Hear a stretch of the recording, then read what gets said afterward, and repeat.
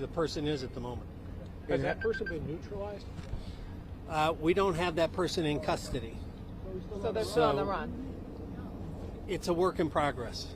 So that's why we're sheltering in place until we figure it out. It's a big facility with a lot of land around it. Until that gets secured and everybody's comfortable that there's no active threat in that spot, stay away from it, shelter in place. We're told there's a daycare school. Are all those kids out? Yeah, everybody's been moved out of the school. We've got a ton of people here. As I said, West Bloomfield got on scene in a heartbeat. Everybody else came from everywhere. Actually, the chief and I have been communicating for almost 2 weeks. Every time I've gotten some intelligence from the national level, I've been sharing. We've been talking for 2 weeks about the potential, sadly, of this happening. So there was no lack of preparation. In addition, all Jewish facilities in the area are going to have a lot of extra presence around it until we figure this out. What about the school up Pleasant Lake? Is it safe over there? Pleasant Lake Elementary is right there? Well, again, we would tell everybody to shelter in place. Okay. Was there any security at this temple, as you mentioned? Yes, there was. Okay. And they engaged the threat. So there was one person that approached the security guard and... That's still a work in progress. Okay, and then shots were fired? Shots were fired. There are reports that somebody crashed with a vehicle into the building. Is that A vehicle was involved. Did it breach the building? We're going to get into more details when there's time for that, and the chief will lay out exactly, specifically what happened. But we just want everybody to kind of know what's happening as we get it. More will come to you. Thank you.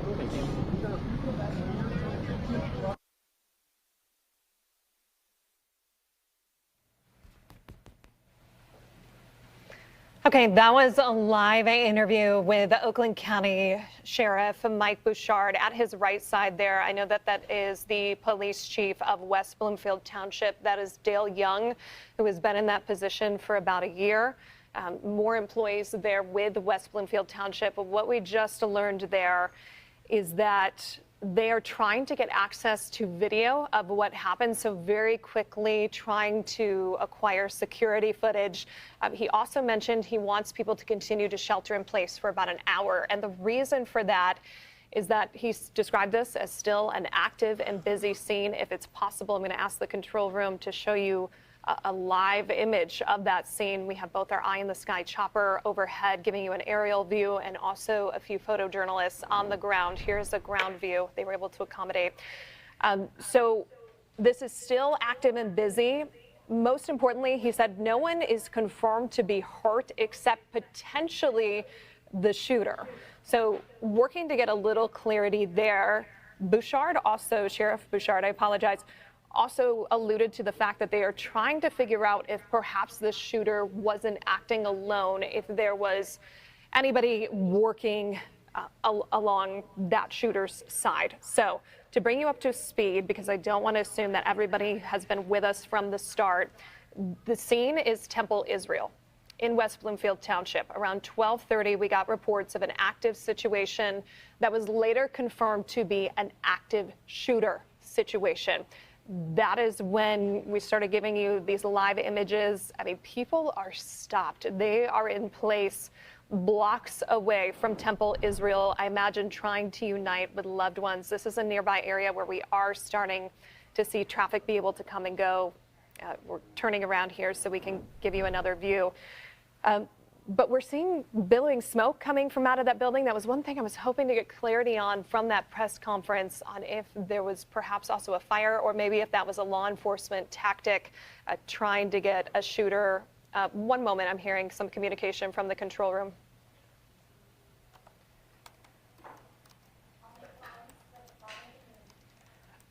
Asking our producer, when you say we just confirmed one person was inside, what do you mean by that? Potential shooter or victim or spectator? Okay, we are hearing one person approach the building, but we don't know who that was. So that likely a suspect. Again, they are trying to review video right now. We have MSP on scene. You can see an Oakland County Sheriff's Office vehicle there. This is in West Bloomfield Township's jurisdiction. I imagine they are getting help from Bloomfield Hills and Bloomfield Township, which is a very robust police department. And like we've mentioned, students go to school here. They have early education, kids 20 months to 5 years old, preschool and kindergarten. Many people on lockdown. We also just got word that they are doing reunification at JCC, which is a nearby center that offers many activities. If you are part of the Jewish faith, you are very familiar with the JCC, such an incredible resource to the community. So that is where loved ones are being reunited, perhaps with their children, perhaps with employees.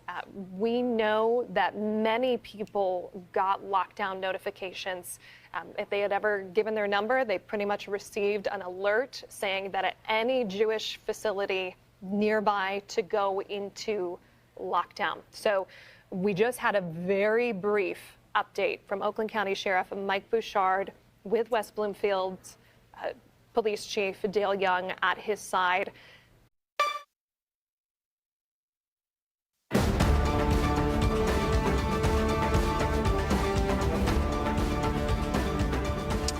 This is a CBS News special report. I'm Tony DeCopel in New York. We're coming on the air with breaking news of an active shooter at Temple Israel in West Bloomfield, Michigan. We're talking about 40 minutes outside of Detroit, and police say schools and houses of worship nearby are now sheltering in place. Temple Israel is one of the largest Reform synagogues in the country. We don't have a lot of information, but just moments ago, the Oakland County Sheriff there spoke. Take a listen to what he said.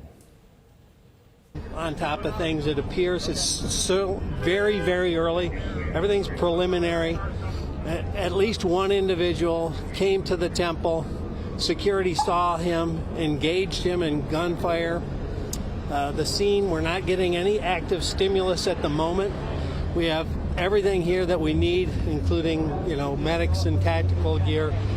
We're looking to see if there's more than one person. We're still trying to figure that out. We're trying to get access to the video.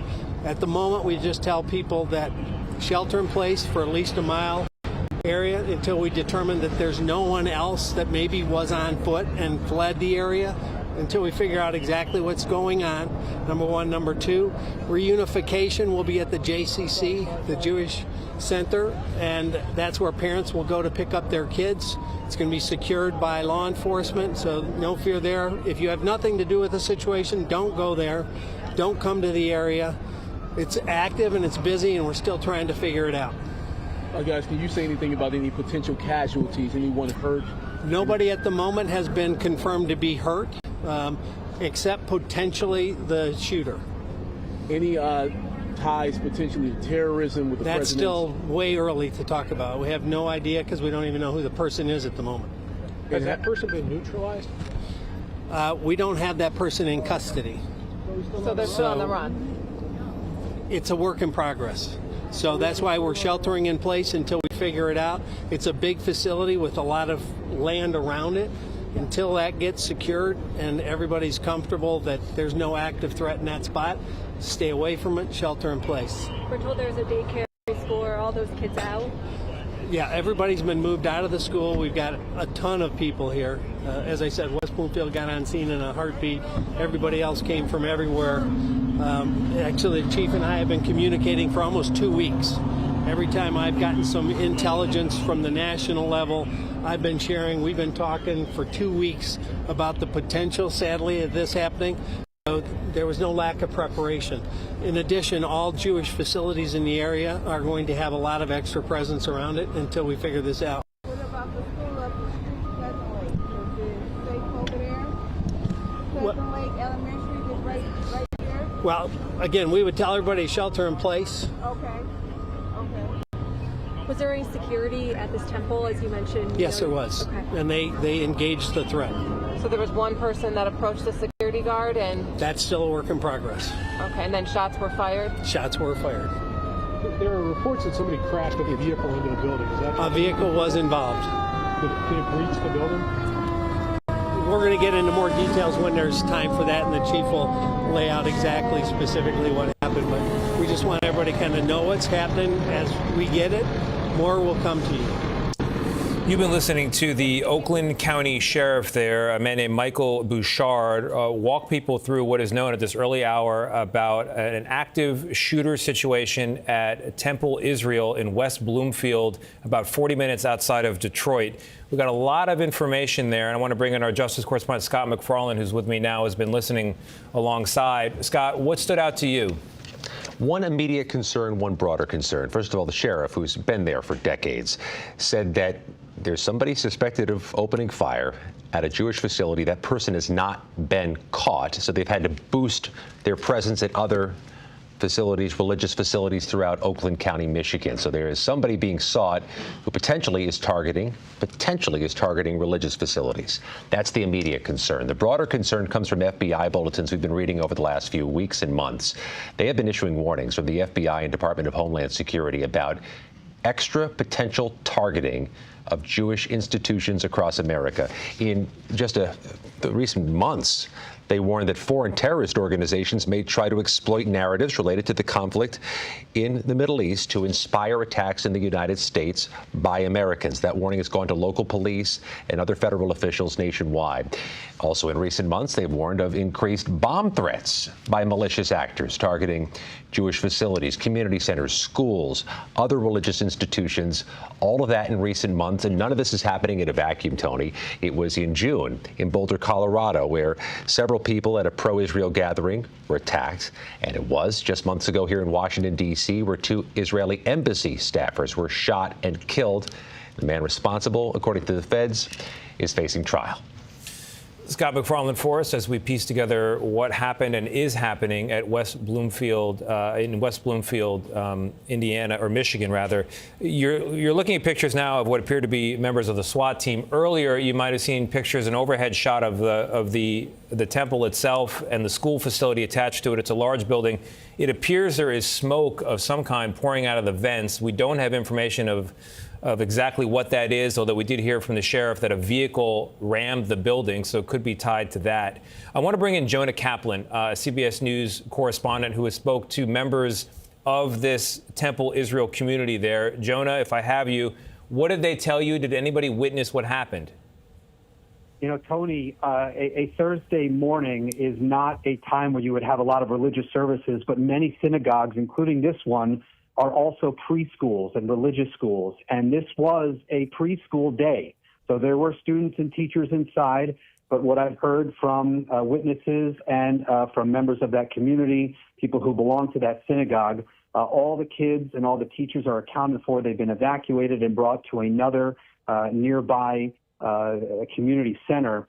And look, for members of the Jewish community across the country, this is going to be shocking but not surprising. And synagogues, day schools, any kind of Jewish institution, they've been preparing, sadly, for something like this, which is why if this alleged gunman or whoever assailant was to take a car and ram it in to a synagogue, frequently you'll see some barriers in front of synagogues. You'll see heavily fortified doors, and many preschools will have armed guards with them. So again, a shocking scenes to see, but they're not going to be surprising to many members of the Jewish community. Of course, the immediacy of this is even if you have a conflict 5,000 or 6,000 miles away, this is when you see a war felt very much at home. Yeah, Jonah, we're looking at the overhead pictures. It really does look like a tight-knit community. There's the temple, and even in just a slight pullback of a shot, you can see the community around it, their homes. It's nestled in an area there. You know, the sheriff said that there were no injuries, which is very fortunate, except possibly the shooter. Do you have information about the alleged suspect, the possible shooter? Was he taken down? I think the information that we're getting right now is from at least one teacher who was inside the building. Right now, I think for them, a lot of it is rumor. Yes, they've heard maybe the shooter was taken down, but we also hear from sources at the FBI that's saying a shooter might still be on the loose. Everything remains on lockdown, I'm told, also because of the potential for accomplices. And are there any other people working with this gunman, driver? We don't know. We know that West Bloomfield, Michigan is home to a very strong Jewish community. About a third of the population there is Jewish. This is also one of the largest synagogues in the country. So what is happening here is going to reverberate among Jewish communities across the country. Yeah, that's for sure, Jonah. And I let our viewers know sometimes the best thing you can say in a situation is you don't know. And there is a lot we don't know at this time, but we do know you've got smoke pouring out of this large Reformed Jewish community in West Bloomfield, Michigan. You've got the sheriff saying there was a shooter, there was a ramming, shots were fired, and there's now a shelter in place and a very significant police turnout. But we do reiterate, we don't know who is responsible for this incident in West Bloomfield, and we don't know if it's tied to the unfolding situation in the Middle East. But we are monitoring it, and I want to bring in Anna Schechter, who is our crime and public safety producer, part of that unit. What stands out to you with what we're learning so far, and what more do you want to know?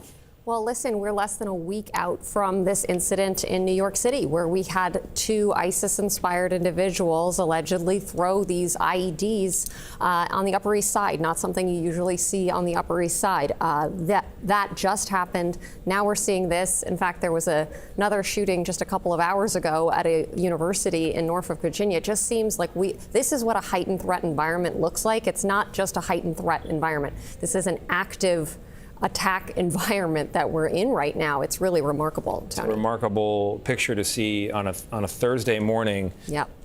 In the United States of America. Let's go back to Scott McFarland, who's got new information on this. Scott? Let's start off with the new FBI statement just issued by the director of the FBI, saying FBI personnel are on the scene now with their law enforcement partners in Michigan, responding to the apparent vehicle ramming and active shooting situation at Temple Israel Synagogue in West Bloomfield. FBI, by nature, if not by rule, responds to potential shooting incidents or to any targeting of a religious facility. It's no surprise they're there. But you have to also open the question here, because the sheriff hasn't been very clear there was a shooter, but that there was a shooting. This raises the prospect that somebody may have been attacking the temple in that vehicle, and perhaps somebody in security or otherwise may have tried to stop the person in the vehicle. So we're not terribly certain right now that there's a shooter, but that there was a shooting. But nobody inside the facility was injured or has been killed by this, according to what the sheriff has said. Nevertheless, there's clearly a federal investigation in addition to the local investigation of what happened and where is the person believed responsible for this. Yeah, you see a school bus in the background. Scott, thank you very much for the pictures we're looking at. There's a reunification center. There were kids on site. There were teachers on site. We're told they've been taken off-site and are gathering. And as we look for new information here, we have a tweet from the governor of Michigan, Gretchen Whitmer, who says she's tracking these reports. She refers to the incident overall as heartbreaking. Michigan's Jewish community should be able to live and practice their faith in peace. Anti-Semitism and violence have no place in Michigan, and she is hoping for everyone's safety. Anna Schechter's still with me. Anna, you mentioned the broader context here. Yeah. So we had a shooting in Austin, and we had a man who had a history of mental health issues, but who was wearing an Iranian regime flag on his person at the time of an attack, a deadly attack in Austin. That was right after the launch of this war with Iran. And then several days later, you have this incident in New York City. Now this, less than a week later, you have apparently an attack on one of the largest synagogues in the country. So this is very concerning. And, you know, when I talk to counterterrorism officials, they are always combing through. Their main job is looking for red flags online, looking in Telegram, looking on all the social media platforms. But it's impossible to catch everything. And you've had people, like, for example, this apparently a vehicle ramming attack, possibly a shooting. It's really hard to identify those lone wolves. And all of these have been lone wolf attacks. Yeah, and then there's a wider population of people who might have ill thoughts, but the population who take action is much smaller, fortunately.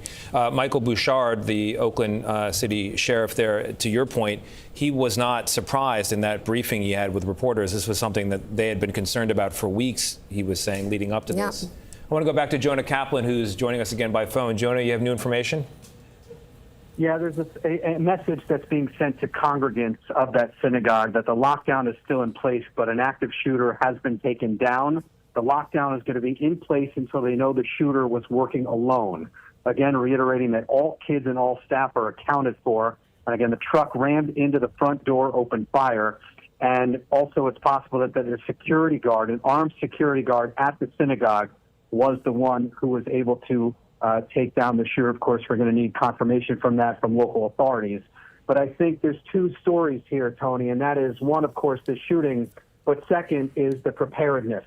What you're seeing here is the system working, that everyone in the building was accounted for, and if indeed the security guard was able to neutralize the assailant, well, then you're seeing, again, the preparedness of these Jewish institutions for these kind of threats. It's a surreal thing to think about, Jonah, as we look at pictures of kids' play equipment outside the entrance where there is smoke pouring and people leaving the building, sirens, flashing lights outside, and people in flak jackets walking in. But you're right, that security was in place for a reason, and it seems like on this day it was necessary. Joining us now is CBS News national security contributor Samantha Vinograd. Sam, what stands out to you? Well, Tony, I'll say it as a trained security professional, this is an emotional moment. As a mother, as an American, as a member of the Jewish community, it never gets easier seeing these images. And right now, what we are seeing is two lines of effort underway. We are seeing law enforcement officials neutralize the situation. We just heard an update from our colleague, Jonah Kaplan, and the communication does indicate that the active shooter has been neutralized, but the investigation is just starting. The investigation will look at who the active shooter was, whether the active shooter was in touch with other individuals. We want to make sure this threat stream is contained, and how, when, and why this individual mobilized to violence. That is all important to try to understand if there are other active threats to this community or others. Of course, the broader threat environment here is that there's a series of threats to the Jewish community, particularly after military operations in Iran. And finally, there are efforts to ensure that the congregants and their children are reunited as safely and quickly as possible. So all of that is unfolding now. All right, Sam, we also have a statement that just came in from Haley Stevens, congressperson who represents West Bloomfield, Michigan. To the Jewish American community in Michigan and beyond, we stand with you. She says, to recap, if you're just joining us, CBS News is monitoring a shooting at a synagogue in West Bloomfield, Michigan. At this time, no confirmed injuries. It's a concerning situation. Our coverage will continue on CBS News 24/7, your local news, and tonight with me on the CBS Evening News. This has been a CBS News Special Report. I'm Tony DeCopo.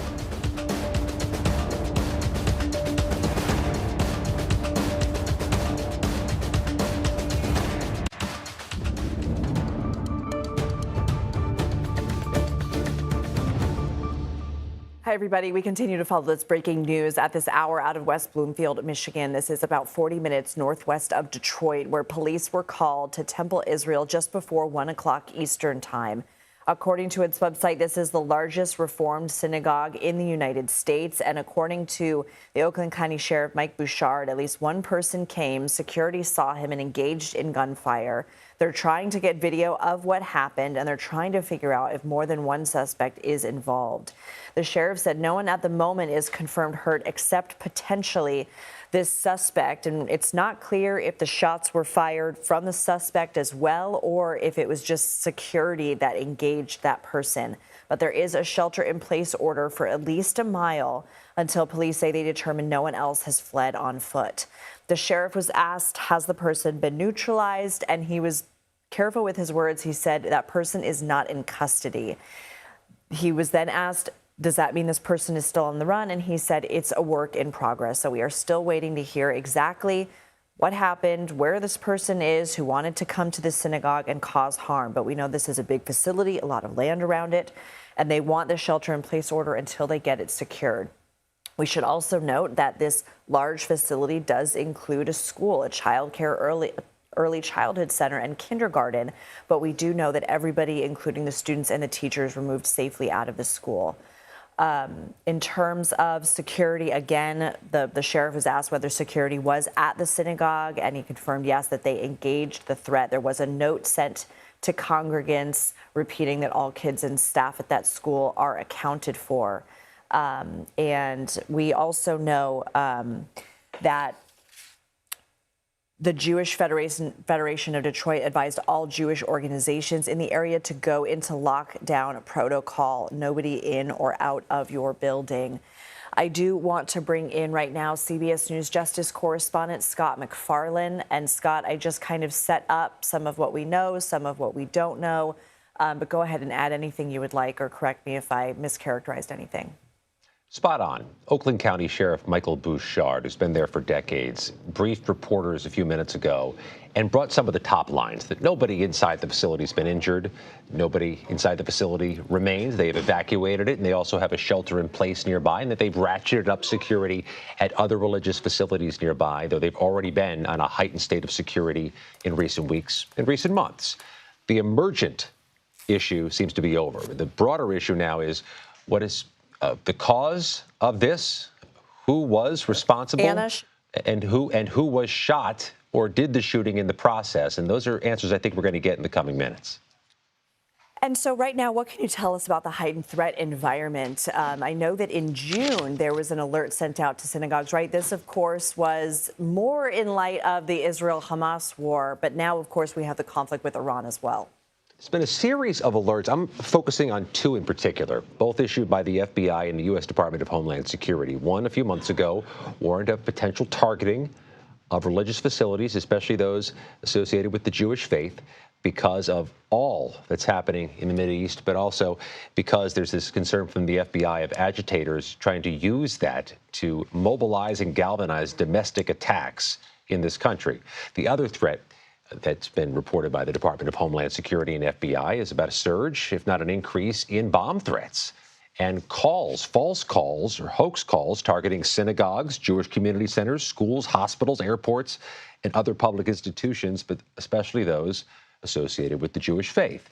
So that all precedes the last few weeks and the last few months where we've seen security increases in cities like New York, Washington, Chicago, Phoenix, Cleveland, Columbus, Tucson, all ratcheting up the amount of security they have outside religious facilities. And oh, by the way, they had them today in Oakland County, Michigan.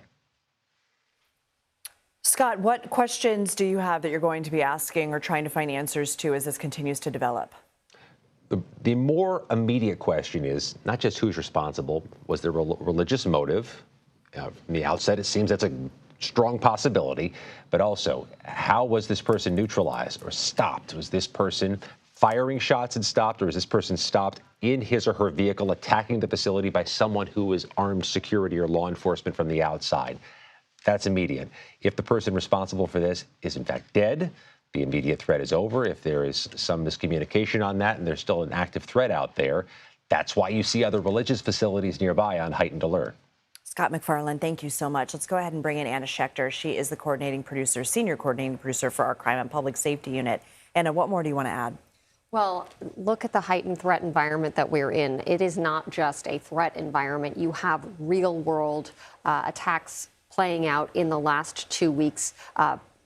This increase in pace of these attacks within 48 hours of the launch of the war in Iran, you had in Austin a shooter who was inspired in part by this war, inspired by the Iranian regime to carry out a deadly attack in Austin. So that was in the early morning hours of Sunday. So that's 2 weeks ago. Then fast forward less than a week later, you have Saturday, you have 2 IEDs thrown right near Gracie Mansion by 2 ISIS-inspired young men, according to authorities. Less than a week later now, it's only Thursday. We just had a shooting at a Norfolk University a few hours ago, and then probably more likely tied to the global situation is this vehicle ramming and shooting attack on one of the largest Reform synagogues in the United States that is a community center, and children were inside learning as part of their school day. So it's just unbelievable. And, you know, when I talk to counterterrorism officials, this is the worst case scenario because all of these cases are lone wolves that were not on the FBI's radar, even though there was some amount of planning that went into at least the Austin attack and the attack in New York. And so right now we are looking at aerial footage here of this complex, and we can see, and this was moments ago, we can see sort of this grayish smoke billowing out of the building. Obviously not a normal circumstance for this building to have this smoke emitting. So clearly something is going on. Have we confirmed that it was a vehicle that rammed in, or are we still waiting? Yes, the Oakland County Sheriff, we just got word that a vehicle was rammed into the synagogue. and shots were fired. It appears that a shooter was shooting and a security guard who clearly excellent planning went into this, almost immediately neutralized the suspect. We don't know if there was an accomplice. That is what locals right now are concerned about, local, state, and federal law enforcement. And that is why that lockdown for the mile radius around this synagogue is still in effect. When you say neutralized, we know that the threat isn't over because police are still looking to see if there was an accomplice, and they want to scour the area and the large facility here, make sure nobody fled. They're gathering video as a means to do that as well. But do we know that this original suspect, when you say neutralized, is no longer a threat?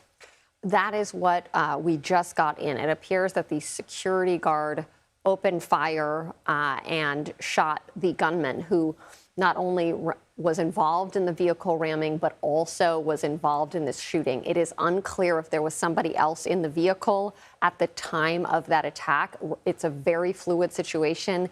And as you said, what law enforcement is trying to do is to replay every angle from security camera and slow that down in slow motion, and so they can see exactly what happened, because there was so much chaos. But what I will say is the system worked in this case for sure, because it appears that every student, every child and teacher has been accounted for at this time. All right, let's go ahead and listen to, I believe it will be Mike Bouchard, the Oakland County Sheriff.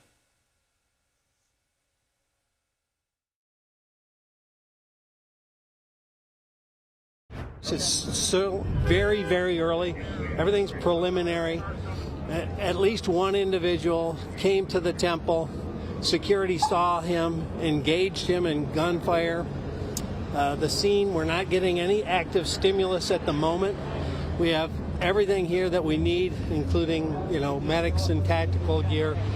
We're looking to see if there's more than one person. We're still trying to figure that out. We're trying to get access to the video. At the moment, we just tell people that shelter in place for at least a mile area until we determine that there's no one else that maybe was on foot and fled the area, until we figure out exactly what's going on, number one. Number two, Reunification will be at the JCC, the Jewish Center, and that's where parents will go to pick up their kids. It's going to be secured by law enforcement, so no fear there. If you have nothing to do with the situation, don't go there. Don't come to the area. It's active and it's busy, and we're still trying to figure it out.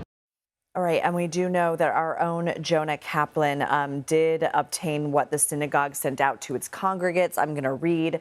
Lockdown is still in place, but the active shooter has been taken down. Lockdown will be in place until they know that the shooter was working alone. All kids and staff have been accounted for and fine. A truck rammed into the front door and opened fire. The security guard supposedly took the guy down. I also just kind of want to reset with everything that we do know for anybody who is just joining us. And this is from the sheriff, Mike Bouchard, that nobody at the moment is confirmed hurt except for the shooter. Everyone's been evacuated. Jewish facilities in the area will have extra presence.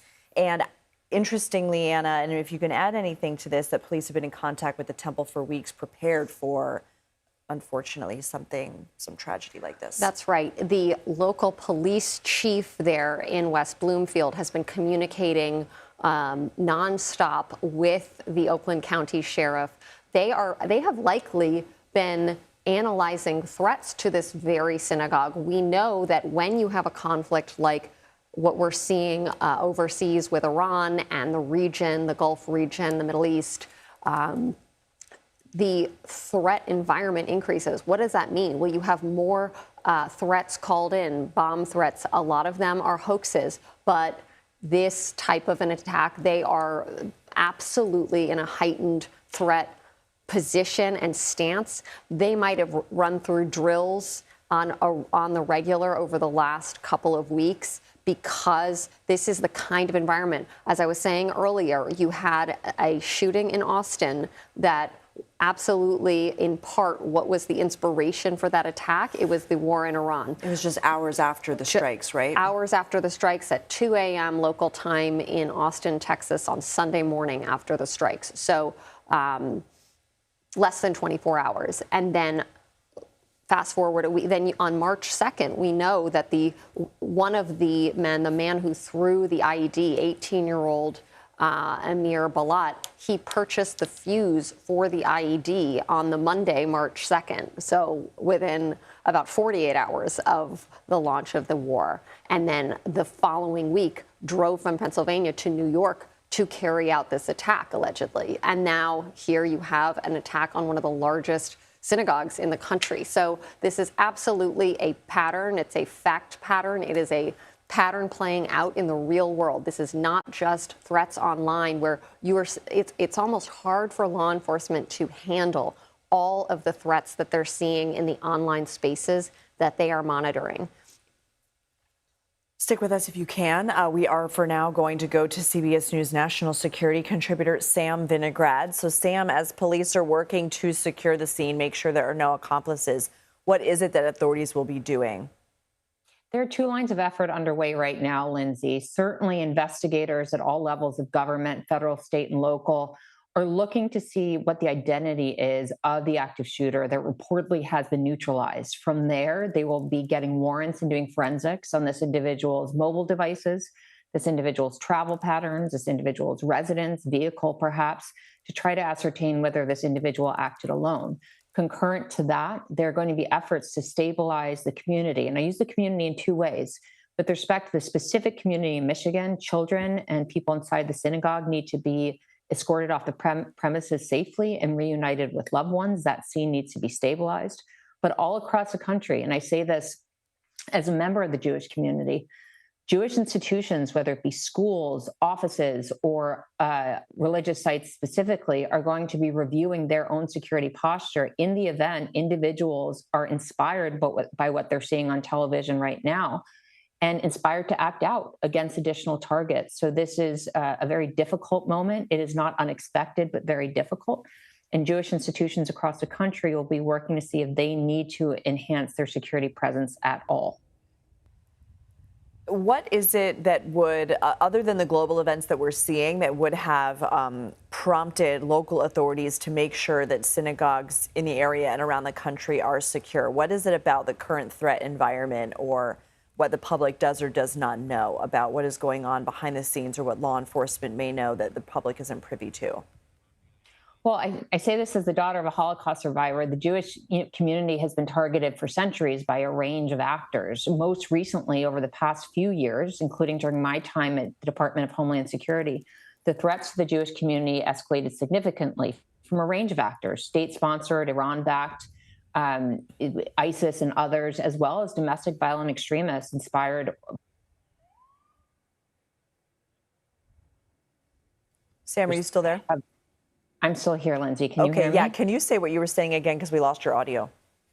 Sure. I was just saying there's a range of bad actors who have sought to do damage to the Jewish community for centuries. And over the past few years, a range of state-sponsored actors, domestic violent extremists, ISIS-linked individuals. And after operations began against Iran, that threat environment became even more heightened as there were fears that the Iranian regime would direct its proxies, its surrogates to conduct violence against Jewish institutions. What's happening behind the scenes is as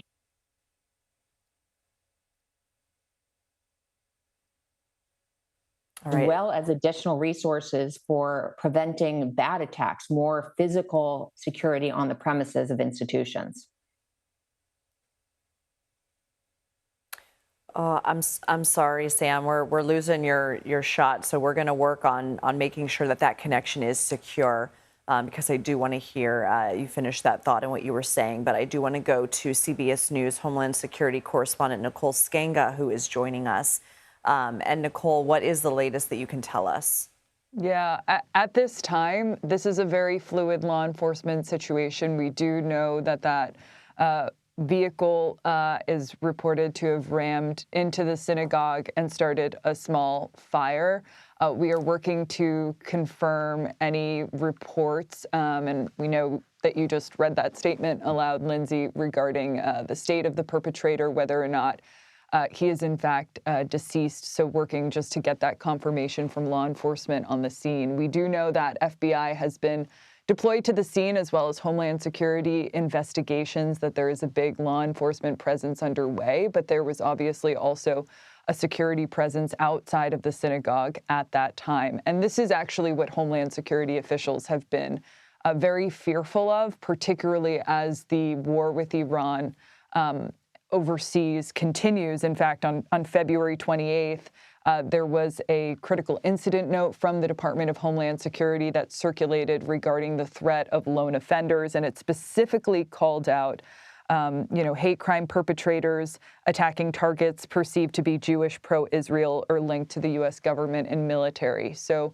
of course, this was a concern from law enforcement officials who were fearful and who had been, warning and in constant communication with faith-based institutions across the country, and particularly the Jewish community. And we know a number of security officials within the Jewish community, the ADL, Secure Communities Network, have been activated and are also trying to find out more information about what is happening in that very fluid situation in Detroit there, Lindsay. But, as Sam was pointing out, there is, typically a protocol in place. A lot of Jewish institutions will typically go through, unfortunately, training for these kinds of vehicle ramming incidents or active shooter situations. So still trying to find out more information. As of this point, we have not heard of any injuries or casualties outside of possibly a perpetrator there on the scene, but still trying to really figure out what's what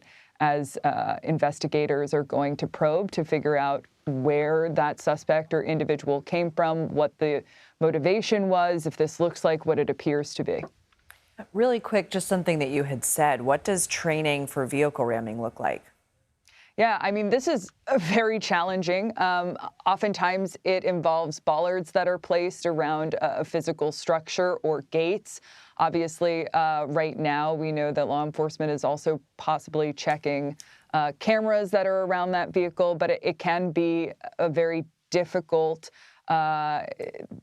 thing to protect against. I mean, we saw, I want to say maybe a year and a half ago, as was the case around New Year's in New Orleans, that horrific vehicle ramming that occurred there. That have been similar situations that have played out in crowded areas in New York City. But typically, law enforcement, if they feel as though there is a special event or a reason why a lot of individuals would be gathering around a place of worship, they might place a police vehicle or law enforcement outside of a building, or they might build that building further away to prevent any kind of vehicle attack or ramming. But sometimes it is difficult to prevent this kind of situation from unfolding. And we'll see if moving forward, this institution or others take steps to safeguard against that. Okay. Nicole Sganga, thank you. Let's go back to CBS News Justice correspondent Scott McFarland with some new information. Scott, what can you tell us? Multiple sources tell CBS News that the person suspected of this attack today in Oakland County, Michigan, is dead, was taken down by security.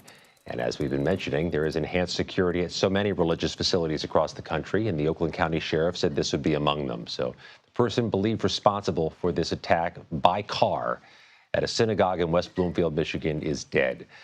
The Oakland County Sheriff said an investigation is underway with local police, but we also see the FBI is on scene. You saw state police vehicles moving through that area. This is now a high-octane investigation with multiple levels of law enforcement trying to figure out who this person is and what this person was trying to do, perhaps why, here in Detroit. Scott, we heard Nicole say that after the ramming that there was a fire. Was that a result of the ramming, or is it possible that this person set a fire up after ramming the car, the vehicle? Yeah, and the local sheriff was asked about this. I think that's going to be a component of the investigation, though there's certainly the likelihood of somebody doing a vehicle ramming could also be responsible for a fire.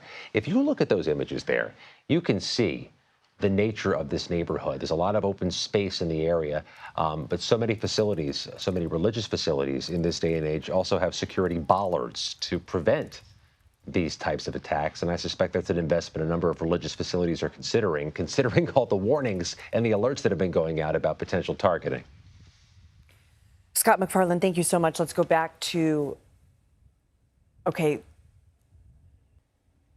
Yes, I believe now that we have a hopefully more secure connection with our CBS News national security contributor, Sam Vinograd. Sam, can you hear me? I can, Lindsay. Thank you. And so the last time that you were speaking with us, we kept getting hits. Would you like to complete your thought? Yeah, so I was just saying that there is such a diverse range of bad actors who seek to inflict harm in the Jewish community that intel, law enforcement, and counterterrorism officials are working this hard. There are just so many threat streams to follow. And what the law enforcement, intelligence, and counterterrorism community is doing is working to do what we call prevention.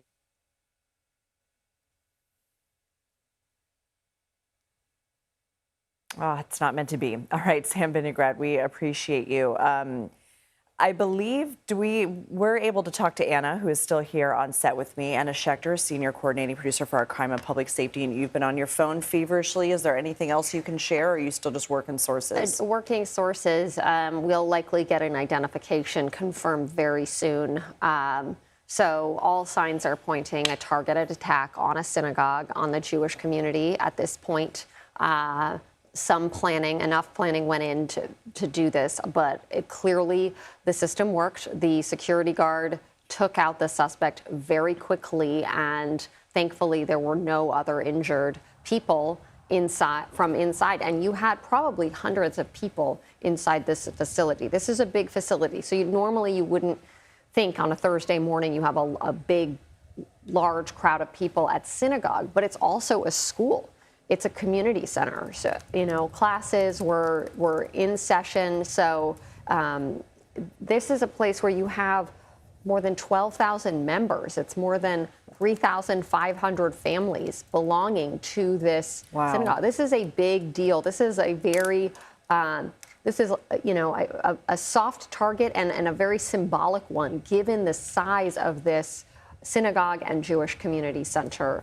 And notably, you see that there's a Jewish community center, which is a daycare. It's also nearby that all of the children were able to evacuate to. So, pretty significant Jewish community in this area, and with multiple visibly Jewish locations. And the suspect targeted the largest one.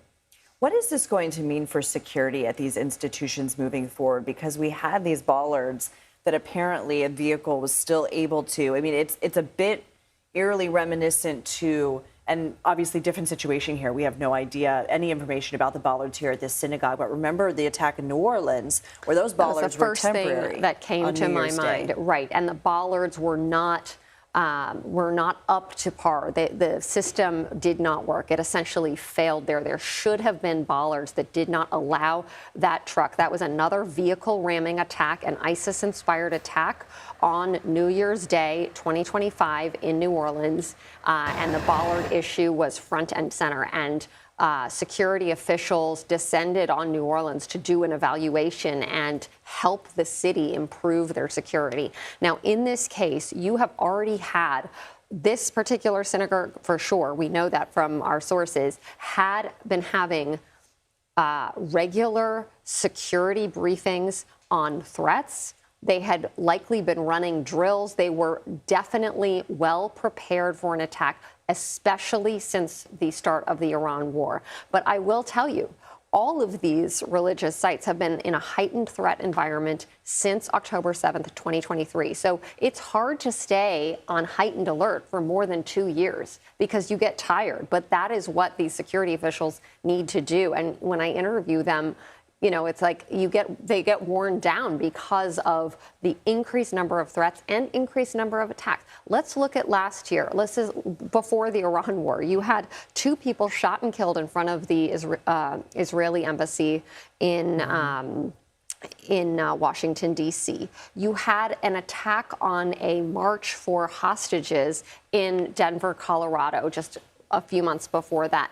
This is like a constant drip, drip. And then I think back to the Tree of Life Synagogue a few years before that, the synagogue in Pittsburgh. So it's not like this is out of the blue happening. It's just the pace at which it's happening has increased. And so when you say this is an example of the system working here, that isn't necessarily to prevent all horrific things from happening. But as far as we know right now, there is no injury or loss of life except to that of this bad actor. That's exactly right. So when I say the system is working, that means that the bad actor couldn't exit the vehicle, start opening fire and shooting people because that security guard was well trained and handled the situation.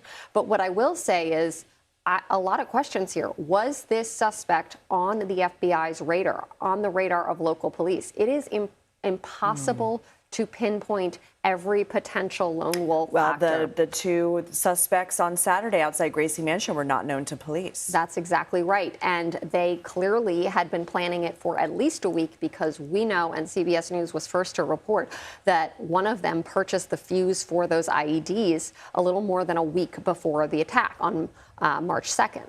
So this is the situation that we're living in right now, and it really does feel un-American because 20 years ago, you definitely had more of a sense of safety, particularly I'm thinking of the Jewish community. And there's an ebb and a flow to this, and we are in a dark time when it comes to the threat environment, particularly at Jewish and Israeli sites, but at all religious sites. You've had a lot of shootings at churches. You've had threats to mosques. You know, every single religious group is in a heightened threat environment all day, every day. That's the reality of the situation right now. All right, we do have statements from some lawmakers, including Senator Slotkin, who represents Michigan, who posted on X saying that she's closely tracking the active shooter situation. And I'm just reading this here as I read it to you. This is another frightening event that is still being cleared. My team and I will be in close contact with law enforcement. And then she says all communities deserve the right to worship safely. All communities and acts of terror and anti-Semitism must be condemned and dealt with to the fullest extent of the law. Scott McFarland, you're still with us. Before we let everybody know again who's just joining us what's going on, is there anything else you want to add? You have a broader investigation now that involves the feds, the state, and local law enforcement. They're going to try to figure out what the motive was here, why this place was targeted, but also whether this is a standalone, as Anna called it, lone wolf attack, or if this is somebody who might be working in coordination with someone else, and someone else would then be deeming quite a threat to the religious facilities, not just in Southeast Michigan, but throughout the region. Scott, thank you so much. All right, for everybody who is just joining us, we continue to follow breaking news at this hour at 2:30 p.m. Eastern Time. Out of Bloomfield, Michigan, CBS News has confirmed the person who rammed their car into a local synagogue complex is dead. The Temple Israel told its congregates that security guard killed the suspect after that person crashed their vehicle into the building. So far, there are no reports of anyone being hurt inside the building, but we know this complex is home to a school. Police say all students and teachers have been safely evacuated. We know that a fire ensued, still working to figure out if that fire was a result of that ramming or something different, and still working to figure out exactly what that suspect did. Sounds like that person opened fire after that vehicle ramming. But again, our Anna Schechter saying this was an example of the system working, a well-trained security guard neutralizing that person at what is, according to its website, the largest Reformed synagogue in the United States. And so we see this large police presence here, multiple agencies who are investigating. Again, it's not only 2:30 Eastern, but also 2:30 their local time. And our colleagues at CBS News Detroit have been covering this incident. Let's go ahead and join them. Months to 5 years old. You wouldn't necessarily know that they're okay until they physically show up at JCC. So you are going to have a lot of families who have been personally affected by this, have lived some significant trauma today, wondering if their children, if their spouse, if their loved ones are okay. This is video from early. I keep trying to make it clear, and you can always look in the corner to see if something is a live photo or not, a live video stream. This is not live. This is from earlier, before our Eye in the Sky chopper was waved away from that scene. But this is what I was referencing in. If you watch closely, you can see adults running in and then very quickly running back out. And we imagine that was to transport those children and get them to JCC. Just getting word from the control room that Oakland County Sheriff Mike Bouchard is speaking once again. You can see that. We're going to take that live in full for you. A car came to the facility, breached the facility by driving into it, was engaged by security. We believe there is one individual deceased in the vehicle. It's been complicated because there was some fire, to say the least, with that vehicle. We believe that individual is deceased. No kids, this is the important thing, no kids or no staff was injured whatsoever. Okay? So we have no victims other than one of the lead security people was hit by the car and was taken to the hospital for treatment. That individual should be okay. So far, that's our information to this point. We have agencies from all over. Obviously, AETF is here, FBI. More than likely will be taking the lead on this based on some of the preliminary investigative information we have, but we're not going to go into that at this point. But we want to assure the community it doesn't appear to be anything active. We're still clearing the area. We're going to clear vehicles for any explosive devices, the building, etc. Unification of the families and the kids are in progress. We've accounted for everybody that we believe was in the building at the time.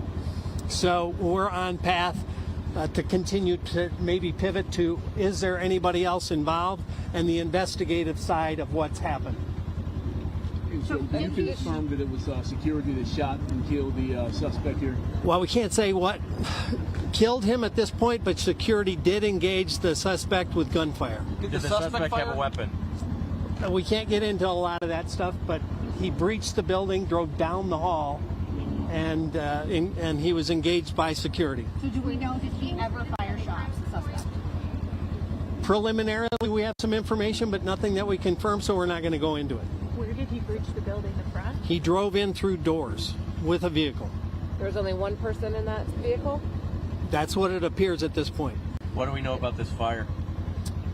Something ignited in the vehicle. That's a work in progress. We're, through an abundance of caution, clearing the vehicle for IEDs or any explosives. We've got a significant number of bomb dogs on site, bomb techs on site, and all of that's going to be done to check the boxes. We have deployed resources all across the county, just in case, out of an abundance of caution, that there may be a secondary site, but we don't have any information at this time to believe that.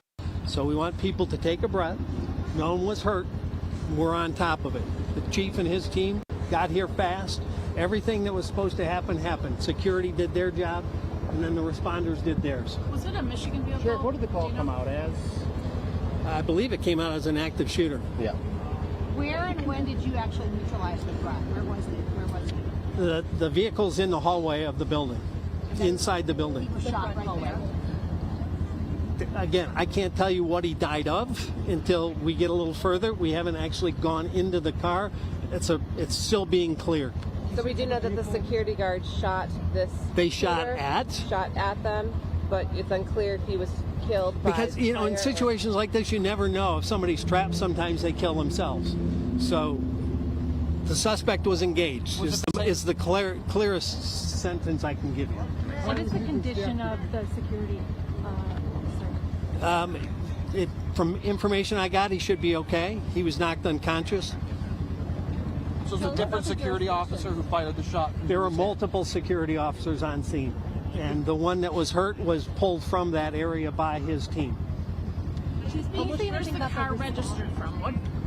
We're not going to get into the specifics on the car at this point. You see what type of car it is, sir? A truck or an SUV? It was a truck. Sheriff, this is a West Bloomfield scene, a sheriff's scene. I know everybody's here. Everybody's here, more than likely, based on a couple early pieces of information. The FBI may take the lead. That's yet to be formally determined. Were there explosives in his vehicle? That's yet to be cleared. How much damage to the building from the fire? That I can't even tell you. You couldn't even see the hall was completely clear. We had to send people in with gas masks to clear that area. How are the kids doing? All the way in the building. Do we know how fast he was going? It's hard to say how fast. I mean, he was traveling with purpose down the hall from my look at the video. Chief, this could have been a far worse situation considering the severity of it, him getting into the building, whatever may have been in the vehicle. Talk about just the response, those security guards, and how this could be far worse than what we're reporting and seeing right now. No, absolutely. In fact, what I would tell you is that I am deeply proud of the response, not only from the security that was on site, but also of all the police officers and the firefighters that are here right now. We train on active shooter events a lot.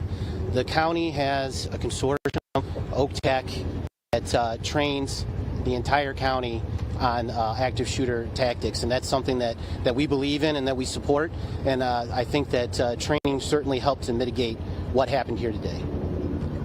And the chief has been in contact with all of the facilities for weeks, and not just on the last couple of weeks, but constantly forever. But in the last couple of weeks, even a lot more integrated communication. You know, I mean, there are always, and all the agencies in Oakland County are partnering with their religious institutions and schools. Anytime there's a concern, there's communication, there's extra patrol, extra attention, extra warnings. That had all happened for the weeks leading up to this. And the team inside that building was very queued up. And I know the chief had communicated directly with their head of security weeks ago. So Directed threats at this specific temple? There was no specific chatter about any institution or facility in Oakland County, but they were all on alert. Sure, if we see vehicles leaving, is it all clear of an issue? Did the shelter in place It's still in place until we clear vehicles and make sure there's no IEDs or other secondary potential. But we believe there's nothing active at the moment. Thank you so much. Thank you. Yep. So it's likely that there could be another press conference here, maybe within the next 2 hours. Okay. Something like Thank that. you. Yep. guys. Yep. Thank you. We've got them all. Okay, I was tapping to see if my mic was on there. That was a live press conference from Oakland County Sheriff Mike Bouchard to recap for you some notable things that we just learned from there. That driver actually made it through the doors and was driving a truck down the hallway. They said the investigation has been complicated by fire. So earlier, as we were showing you those live images above Temple Israel with our eye in the sky chopper, we were confused about the billowing smoke, if that could have been a police tactic and perhaps smoke bombs. But it turns out there was a fire from that vehicle crashing inside. This is what I was just referencing here. We have confirmed the shooter has died, that he was engaged by security. Something Sheriff Bouchard was very careful about trying to convey here. They're not sure how that shooter died. They're not sure if he was shot and killed by the head of security at Temple Israel, or if perhaps the shooter knew he was trapped and then may have taken his own life. But regardless, it is confirmed that the shooter is dead. We now know the explanation behind that billowing smoke, and that the truck he was able to drive all the way down the hall. We learned that the lead security person was hit by a car and knocked unconscious. So we are still waiting for an update on his condition. One of the great things to come out of this press conference is Sheriff Bouchard said no kids or adults were hurt. So this could have been, I don't need to tell you this, but this could have been so much worse. This is the result of preparation yet again by our local law enforcement, the training that they go through to prevent something that could have been drastically worse. Sheriff Bouchard touched on that. All of these agencies go through active shooter training. This is something I think they were particularly prepared for, given our political climate and the global conflict that we are in right now. And this is yet again an example of them taking the proper steps and eliminating a threat very, very quickly. Everyone is accounted for. They're trying to figure out if perhaps anyone else is involved. But again, this could have been far worse. So as of right now, the only reported injury is that head of security knocked unconscious. We are going to go back to the JCC where we have our Hannah McElray live. Hannah, can you kind of bring us up to speed on what's happening there? For those who may not be familiar, the JCC is where parents were being reunited with children or loved ones who were over at Temple Israel, correct? Yes, parents are being reunited here. There's also white buses up there that are helping transport people if they don't have a ride. We talked to one man. He said that his wife works inside of the J and that she is inside currently. Excuse me one moment as I let those sirens go past us.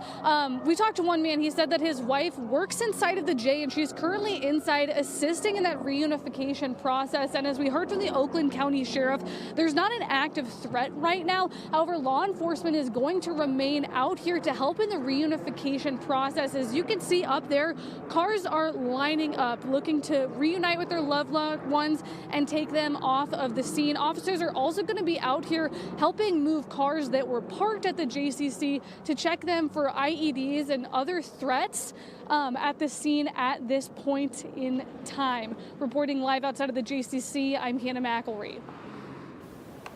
All right, thank you, Hannah, for checking in with us and giving us that update. If you are just following us, we are following the situation that's happening now at Temple Israel Synagogue. As Rochelle mentioned, one of the best things that has come out of this is that we were able to hear that all of the teachers and students are accounted for. Everyone is safe, and they are working now to start the process of trying to reunite those kids with their families. Of course, a lot of families understandably shaken and scared by the situation, even though we know that they are okay. Yeah.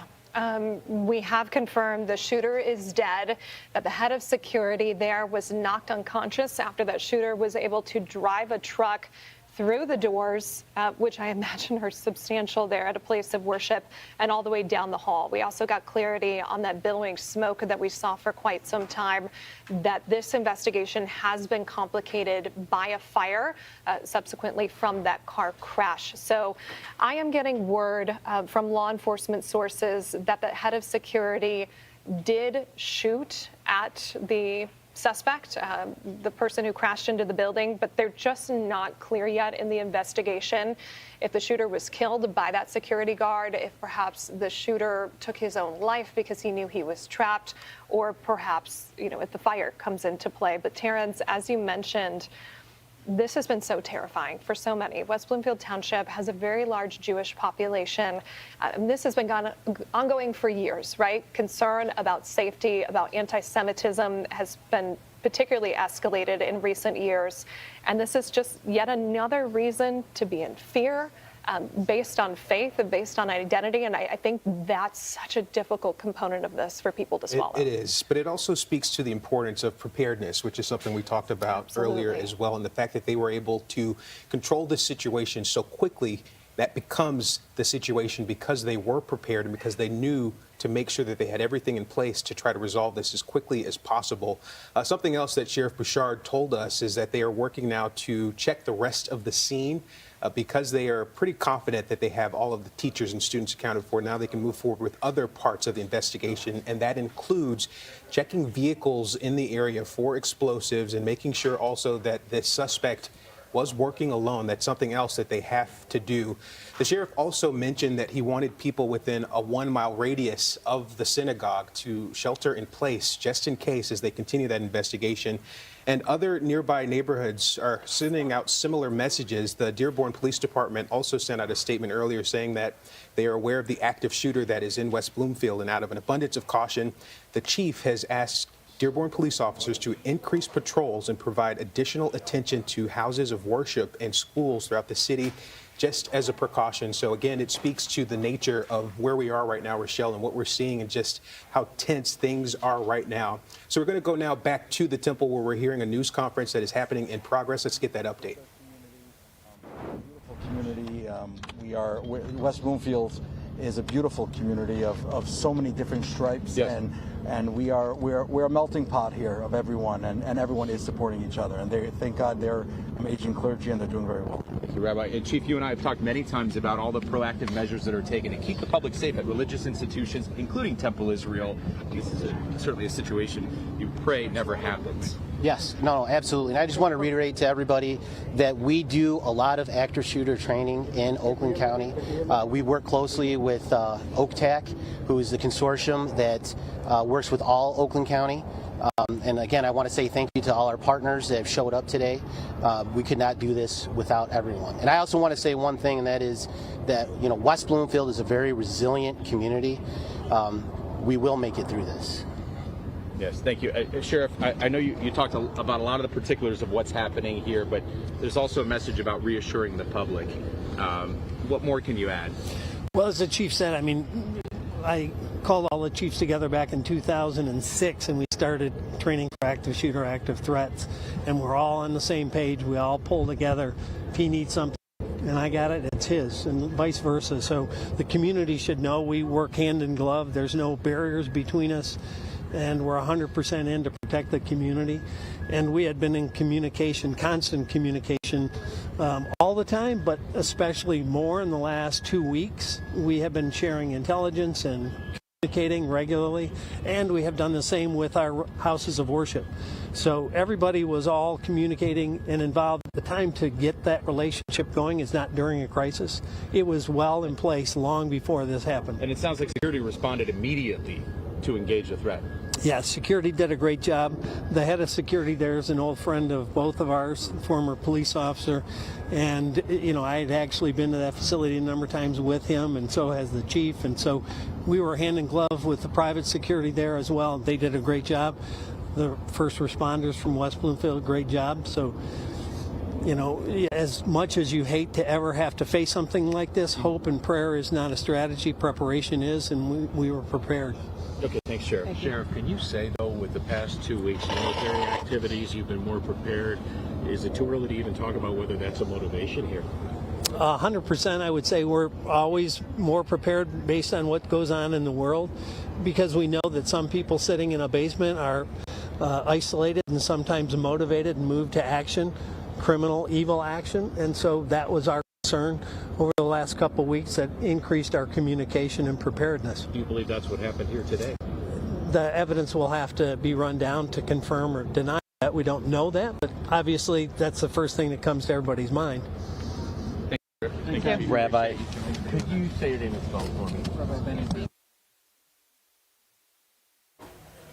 All right, I'm getting word from the control room after that press conference yet again from Oakland County Sheriff Mike Bouchard, who I think deserves some credit for how transparent he always is. I would say of so many agencies across the state, he is very notable for passing along what he has when he has it. That was his third or fourth media briefing in just the last hour, which we appreciate, and I know the community appreciates. We're going to go now to our Elaine Rojas Castillo. She is alive. Elaine, who have you been able to connect with? Someone inside Temple Israel?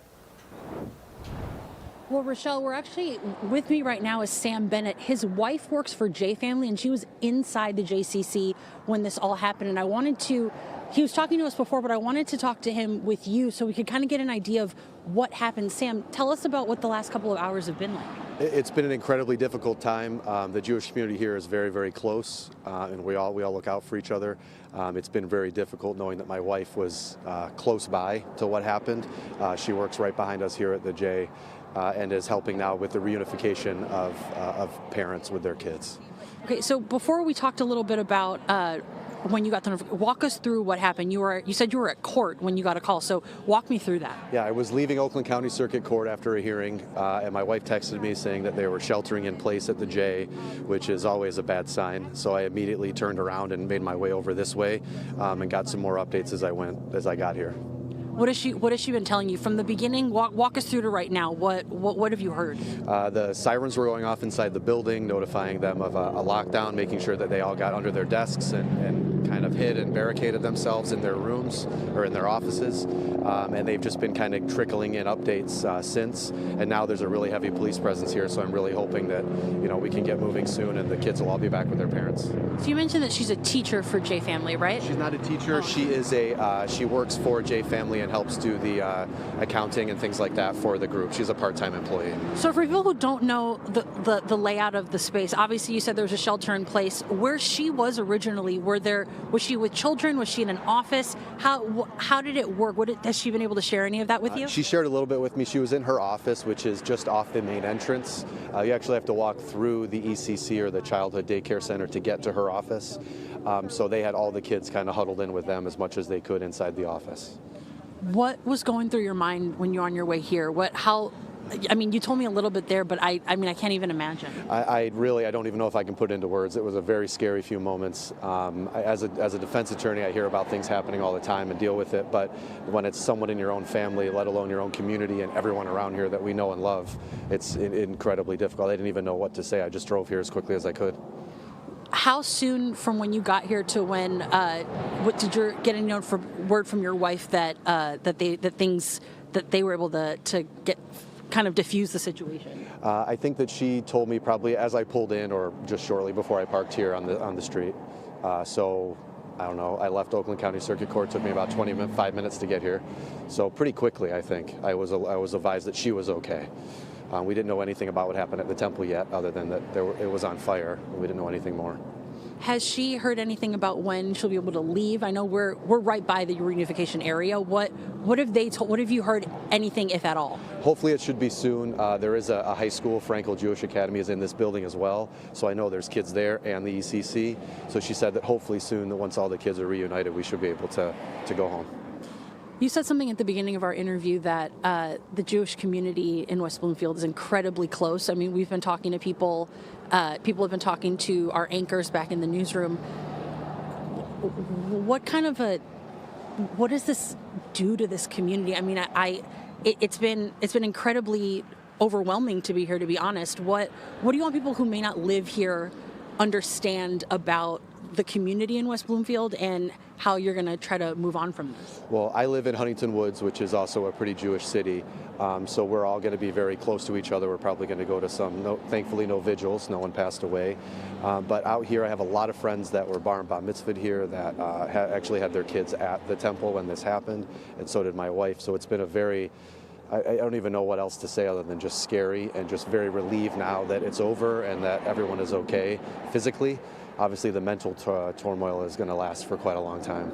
Well, Sam, I can't thank you enough for talking to us. I know that this isn't easy, but I know that people really appreciate hearing from you, and thank you. I hope your wife is okay. Thank you so much. No problem. Thanks.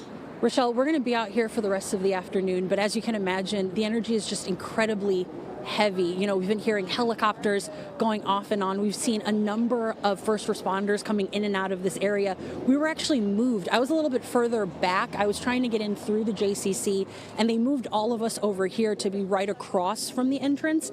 And just to see the amount of people that are not only stopping, whether they're connected to it or they're not, this is a really big area that people are really respecting the space, but also just trying to give the first responders the ability to do what they need to do. So, of course, we'll keep monitoring it from here. But like Sam said, the expectation is that reunification will be happening pretty soon. It's already started, and he is looking forward to being back with his wife. But for now, reporting live, Elaine Rojas Castillo, CBS News Detroit. Yeah, I'm sure they all are. Elaine, thank you. Before we let you go, are you seeing any families that are out there waiting as well as they wait for that unification process? Are they there on the scene? Can you repeat that for me, please? Sorry, it's just a little loud. Sure. Here. Are you seeing any of those families out there on the scene waiting to be unified with their loved ones? What is the scene like?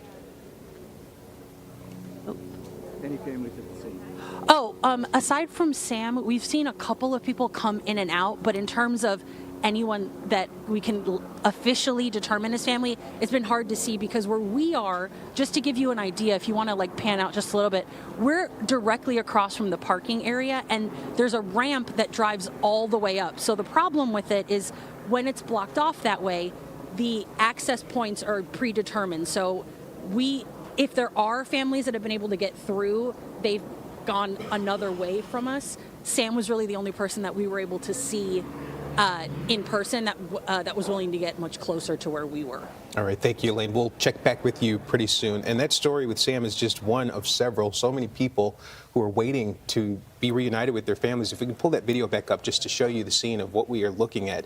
A lot of those families waiting, obviously scared because of the severity of what has happened here. You can see the scope of that scene, and the police need as much space as they can get. Sheriff Mike Bouchard says at some point they are going to be working outside of the building to check those vehicles just to be sure, out of an abundance of caution, to make sure that there are no explosives or anything like that in those vehicles. Again, if you're just joining us, no teachers or students were hurt. The sheriff did tell us that the fire complicated things with all of the smoke that we saw billowing from the building, but again, no one was hurt. The person who did ram that truck into the vehicle, the sheriff says, was actually driving down a hallway. So you can only imagine the fear that that created for those young students and teachers as they had to shelter in place and take cover. They're still working to clear the area. It's just a sad thing that this is the world that we're living in right now. But the investigators have been very cautious with how they are approaching this, and they were very prepared, and that is one of the things that has really helped with this situation to make sure that they were able to get it under control as quickly as they were able to. Multiple security officers were on the scene, were able to take that suspect down quickly. Also told that multiple agencies are working together right now, and they say they've also been sharing intelligence even leading up to this point with each other and also with houses of worship. Of course, when there is a house of worship that is involved with something like this, the FBI also gets involved. So at some point, the FBI may be taking over this investigation, but we're still waiting to see where things go with that. This is still a very fluid situation. Obviously, as you can see with that scene, the chaos is still there. Those families are still waiting to be reunited with their loved ones. They were told to shelter in place, but again, everyone is accounted for. At one point, they were told to get under desks and had to barricade themselves inside of that building. Hopefully, they've been able to get the message that everything is okay and that that shooter or would-be shooter has been neutralized. So we're still working to get more information, but we do know that everyone is okay. We heard from other leaders there in the community who talked about the fact that this is a melting pot community and that they all work together, and that despite what has gone on even today, they want to move forward in unity and working together so that we don't see things like this happen again. Absolutely. Terrence, I don't think I'm alone when you say no one was hurt or killed. Like, you just want to cry, because how incredible is that you had someone with arguably the worst of intentions in the world drove a vehicle through doors down a hallway, and that the training and procedures were in place to make sure no one was hurt. There are going to be emotional scars. There are going to be mental scars. You know, we know that a fire broke out in here, so I imagine some smoke inhalation and things of that nature. But we could be reporting something so vastly different than what we are right now. And for that, I think people are just kind of in awe and astonishment. This is heartbreaking, but again, could have been so much worse. I'm hearing from law enforcement sources, and it is not my place to say who this was.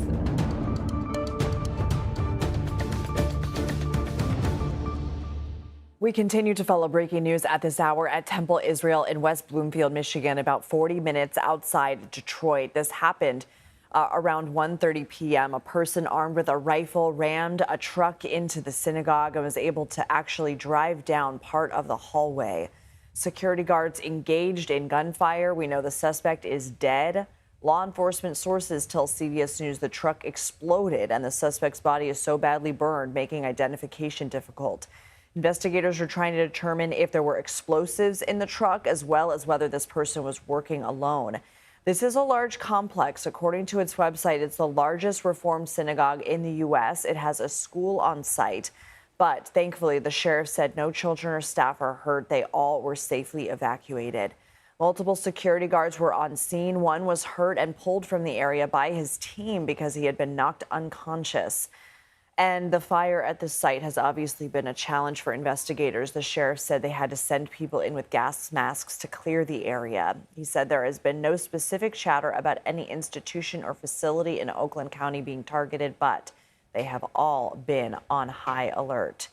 Anna Schechter is working the phones. She is joining us now. She's a senior coordinating producer for CBS News' Crime and Public Safety Unit. Anything else you want to add or put this in context to the time that we're in and all the other incidents that you've been covering?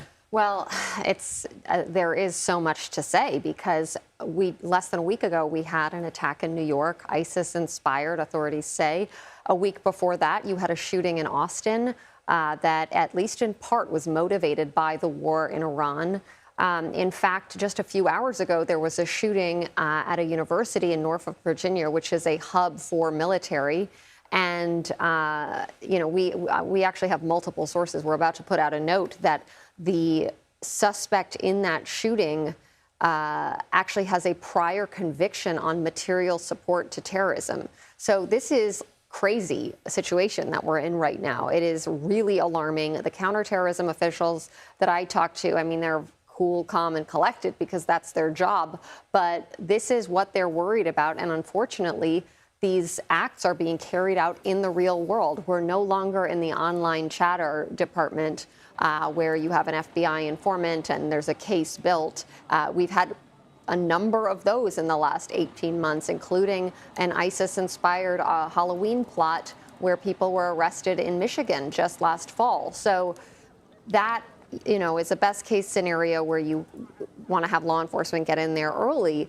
These scenarios, we don't know the specifics about this attack, but the New York City attack and the Austin attack, we would consider those lone wolves because they were not on law enforcement radars, and we don't have evidence that they were being directed by a foreign terrorist organization, even though those two men from Saturday are being charged with terrorism charges and being inspired by foreign terrorist organizations. So this is, I have not seen a threat environment like this in years. Wow. I mean, since I've been reporting on this in the last 20 years. I mean, maybe back in, the early and mid 2000s, yes, you had multiple attacks, but it feels like we're going back in time to that period where you have multiple threats, multiple attacks that are either thwarted midway or, we got lucky on Saturday where those IEDs did not explode. Unfortunately, this truck was able to ram into a synagogue and drive down the hallway. We've also learned our Nicole Skenga got in some reporting that the vehicle essentially exploded. And so it's been challenging for law enforcement to confirm the suspect's identification because the suspect was badly burned in that explosion. Okay, we know there will be updates coming in. Anna Schechter, thank you so much.